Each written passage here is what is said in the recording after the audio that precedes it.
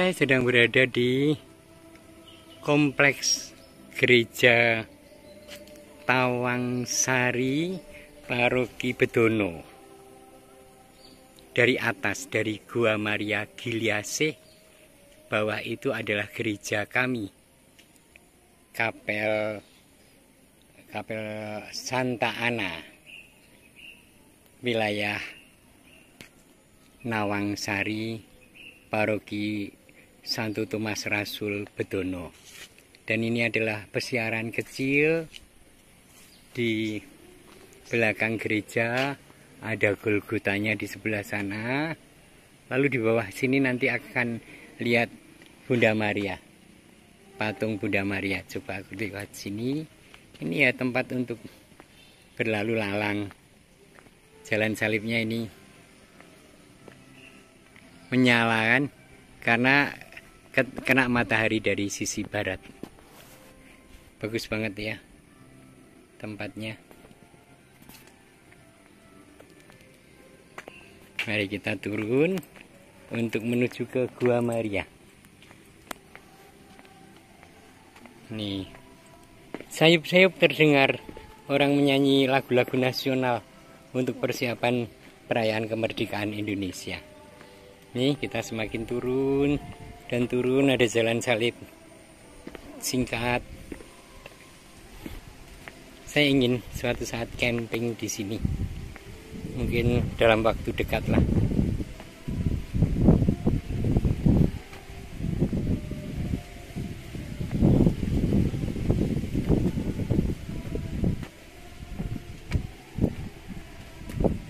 Tuh kompleksnya, dan ini adalah pesiaran Bunda Maria itu. Ini ada di Paroki Bedono, tepatnya di wilayah Nawangsari. Nawangsari itu mana 4 km dari gereja induk Bedono, melalui Kopi Banaran, kalau Anda pernah mendengar nama itu, Ambarawa, melalui Hotel and Resort Mesastila. Pasti di antara Anda sudah pernah tahu atau berada di situ nih. Tempat patung Marianya bagus banget.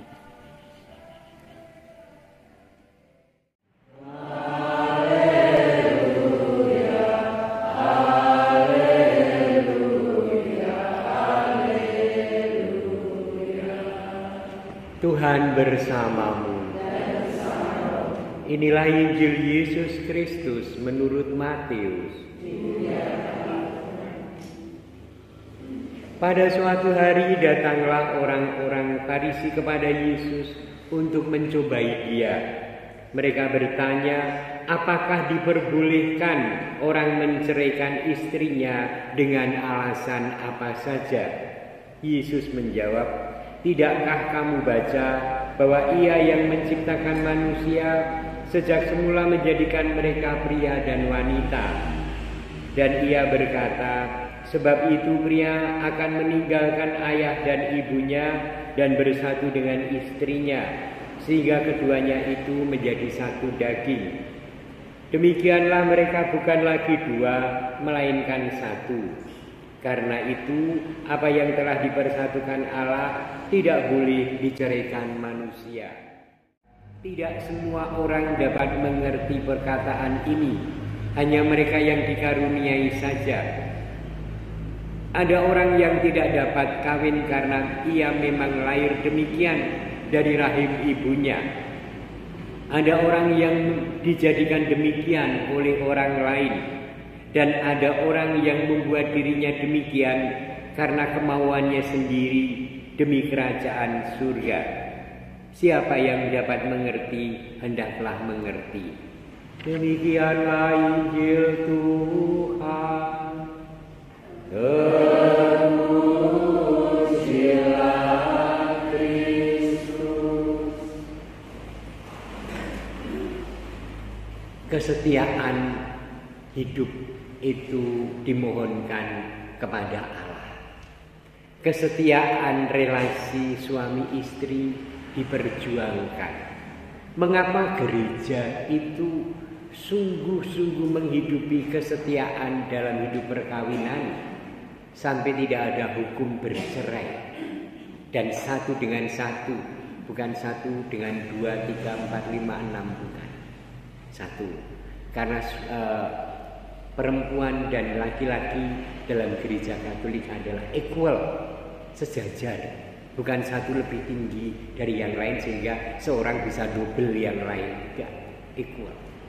Yang kedua yang lebih penting adalah karena menggambarkan, dititipi oleh Allah, menggambarkan kesetiaan Allah pada umat manusia. Allah tidak pernah ingkar dalam setia mendampingi dan hadir di dalam hidup manusia. Maka suami tidak pernah ingkar, istri tidak pernah ingkar atau tidak boleh ingkar janji, ingkar kesetiaan. Ini poin pertama kenapa perkawinan Katolik itu memang sungguh sampai mati. Karena menyatakan Allah yang setia. Jadi relasi suami istri yang runtang-runtung, yang jatuh bangun membangun kesetiaan itu menyatakan bahwa Gusti Allah kuwi ngono kuwi. Ayo do setya. Poin yang kedua adalah apapun panggilan itu adalah mulia. Entah menjadi suster, bruder, imam, suami istri maupun lajang. Banyak orang merasa bahwa lajang itu adalah pilihan aneh. Enggak aneh. Dan di sini dikatakan ada. Di sini dikatakan begini.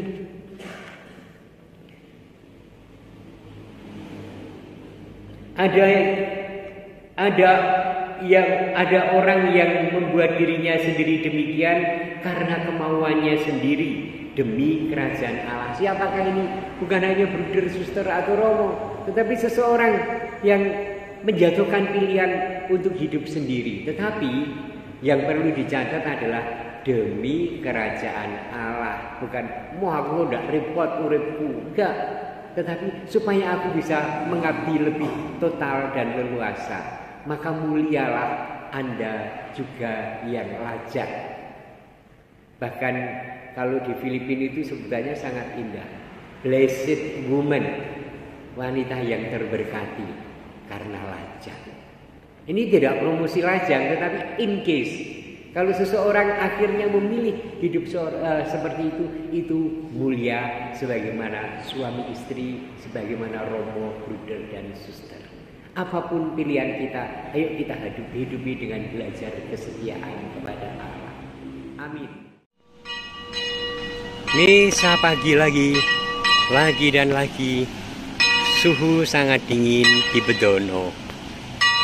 Dan saya ingin menyapa bunga yang sangat indah yang setahun sekali mekarnya. Ini adalah bunga yang ada di depan saya, di depan gereja Bedono. Halo bunga Desember, kenapa kamu mekar di bulan Agustus? Salah musim ya. Ini bunga Desember. Halo Bu. Ya, sugeng enjang.